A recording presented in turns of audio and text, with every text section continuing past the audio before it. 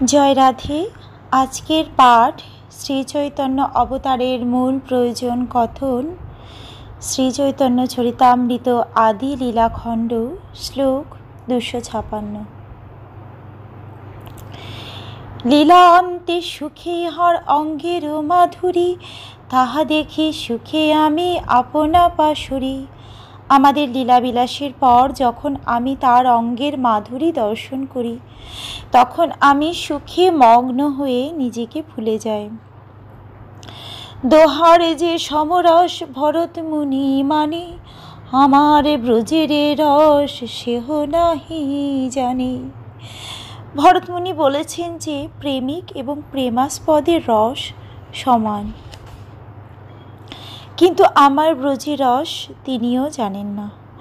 ভরতমুনির মতো যৌন বিজ্ঞানের বিশেষজ্ঞের মতে জড়জাগতিক কাম ক্রীড়ায় স্ত্রী ও পুরুষ উভয়ে সমানভাবে সুখ উপভোগ করে,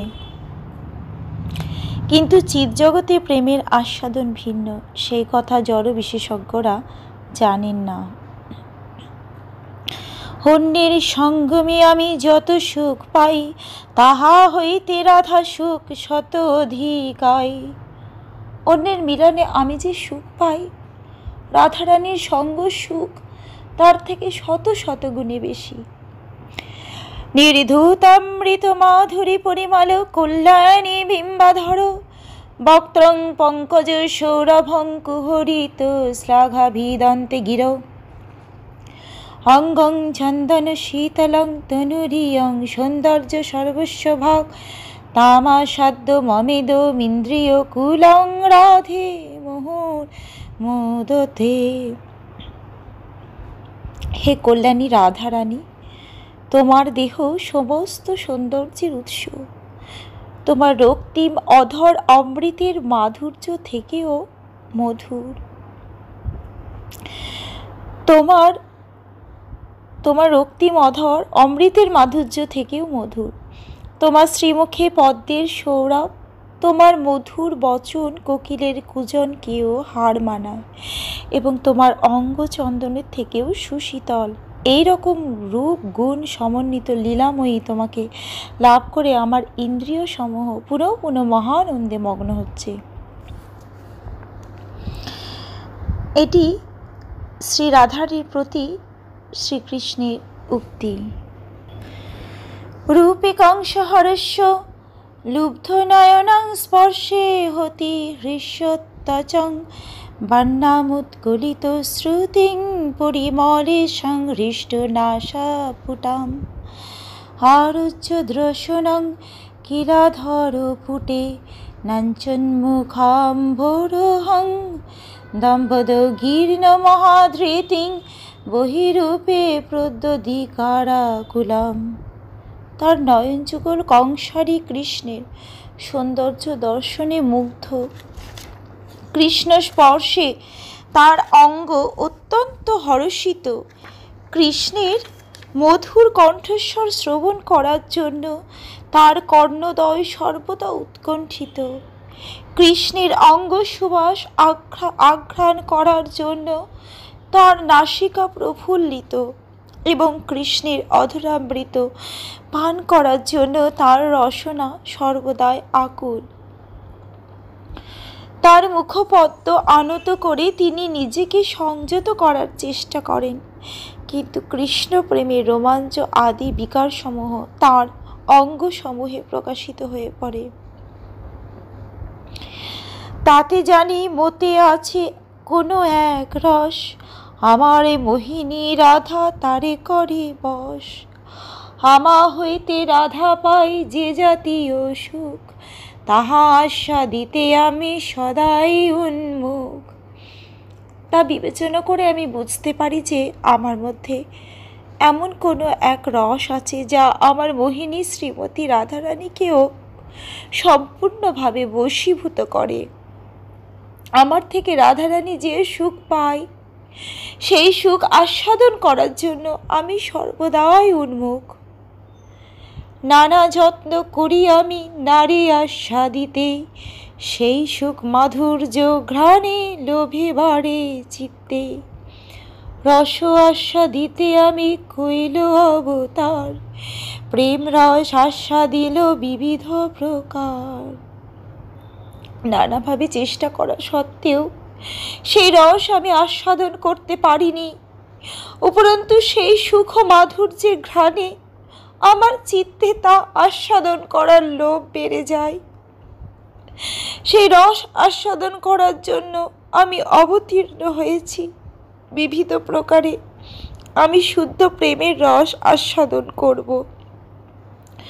রাগ মার্গে ভক্ত ভক্তি করে যে প্রকারে, তাহা শিখাইল লীলা আচরণ দ্বারে। এই তিন তৃষ্ণা মোর নহিল পূরণ, বিজাতীয় ভাবে নহে তাহা আস্বাদন। রাধিকার ভাবকান্তি অঙ্গীকার বিনে, সেই তিন সুখ কভু নহে আস্বাদনে। রাগ মার্গে স্বতঃস্ফূর্ত ভাবে ভক্ত যে ভক্তি করে তা আমি লীলা আচরণের দ্বারা শেখাবো, কিন্তু এই তিনটি বাসনা আমার পূর্ণ হয়নি, কেননা বিজাতীয় ভাবে তা আস্বাদন করা যায় না। শ্রী রাধিকার ভাব ও কান্তি অবলম্বন না করলে এই তিনটি বাসনা পূর্ণ হতে পারে না। রাধা ভাব অঙ্গী করি ধরি তার বর্ণ, তিন সুখ আস্বাদিতে হবে অবতীর্ণ। সর্বভাবে কইল কৃষ্ণ এই তো নিশ্চয়, হেন কালে আইল যুগাবতার সময়। তাই রাধারানীর ভাব ও অঙ্গকান্তি অবলম্বন করে এই তিনটি বাসনা পূর্ণ করার জন্য আমি অবতীর্ণ হব। এভাবেই শ্রীকৃষ্ণ মনস্থির করলেন। সেই সময় যুগাবতারের আবির্ভাবেরও সময় হলো। সেই কালে শ্রী অদ্বৈত করেন আরাধন, তাহার হুঙ্কারে কইল কৃষ্ণে আকর্ষণ। সেই সময় শ্রী অদ্বৈত আচার্য নিষ্ঠা ভরে আরাধনা করেছিলেন, তার হুঙ্কার শ্রীকৃষ্ণকে আকর্ষণ করলো। পিতামাতা গুরুগণ আগে অবতারি, রাধিকার ভাব বর্ণ অঙ্গীকার করি। নবদ্বীপে শচী গর্ভ শুদ্ধ দুগ্ধ সিন্ধু, তাহাতে প্রকট হইলা কৃষ্ণ পূর্ণ ইন্দু। শ্রীকৃষ্ণ প্রথমে তার পিতামাতা ও গুরুজনদের অবতরণ করালেন, তারপরে শ্রীমতী রাধারানীর ভাব ও অঙ্গকান্তি অবলম্বন করে তিনি নিজে শচী মাতার গর্ভরূপ শুদ্ধ দুগ্ধ সিন্ধু থেকে পূর্ণ চন্দ্রের মতো নবদ্বীপে প্রকাশিত হলেন। এই তো করিল ষষ্ঠ শ্লোকেরও ব্যাখ্যান, শ্রীরূপ গোসাইয়ের পাদ পদ্ম করি ধ্যান। এই দুই শ্লোকের আমি যে করিল অর্থ, শ্রীরূপ গোসাইয়ের শ্লোক প্রমাণ সমর্থ। অপরাঙ্কস্যাপি প্রণয়ী জনবৃন্দস্য কৌতুকী, রসস্তমং হৃত্তা মধুরমপভোক্তং মম পিজ রুচং সমাবব্রেদুতিমিহ তদিয়ং প্রকটয়ন, সদেবশ্চৈতন্যকৃতিরতি তরং ন কৃপয়তু। শ্রীকৃষ্ণ তার অসংখ্য প্রণয়িনীদের মধ্যে কোনো একজনের মানে শ্রীমতী রাধারানীর অন্তহীন মাধুর্য রস আস্বাদন করার বাসনা করেছিলেন, এবং তাই তিনি শ্রীচৈতন্য মহাপ্রভু রূপে প্রকাশিত হয়েছেন। তার শ্যামকান্তি তপ্ত কাঞ্চন বর্ণের দ্বারা আচ্ছাদিত করে তিনি সেই প্রেম আস্বাদন করেছেন। সেই শ্রীচৈতন্য মহাপ্রভু যেন আমাদের কৃপা করেন। মঙ্গলাচরণং কৃষ্ণ চৈতন্য তত্ত্বলক্ষণম প্রয়োজন ভাবতারে শ্লোকষ্ট কই নিরূপিতম। এইভাবেই মঙ্গলাচরণ শ্রীকৃষ্ণ চৈতন্য তত্ত্ব লক্ষণ ও তার অবতরণের প্রয়োজন 6টি শ্লোকের মাধ্যমে নিরূপিত হয়েছে। শ্রীরূপ রঘুনাথ পদে যা রস, চৈতন্য চরিতামৃত কহে কৃষ্ণ দাস। ইতি শ্রী রূপ গোস্বামী ও শ্রী রঘুনাথ দাস গোস্বামী শ্রীপাদপদ্মে আমার প্রণতি নিবেদন করি, তাদের কৃপা প্রার্থনা করি, তাদের পদাঙ্ক অনুসরণ করি।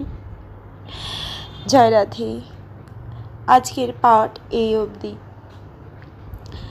ভজ শ্রী কৃষ্ণ চৈতন্য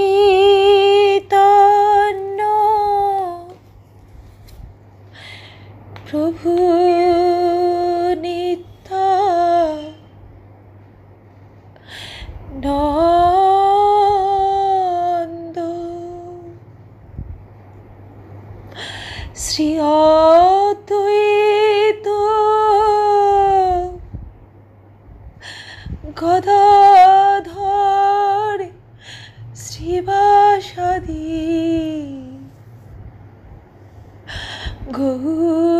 ভক্ত বৃন্দ।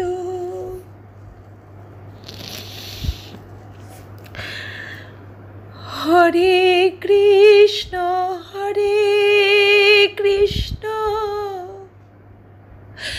কৃষ্ণ কৃষ্ণ হরে হরে, হরে রাম রাম রাম রাম হরে হরে। জয় রাধে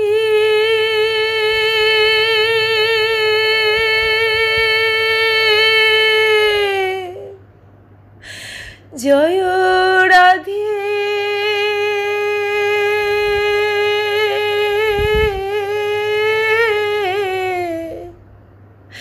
জয় রাধে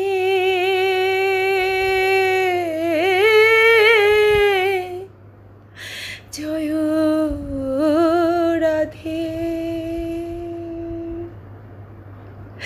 জয় রাধে।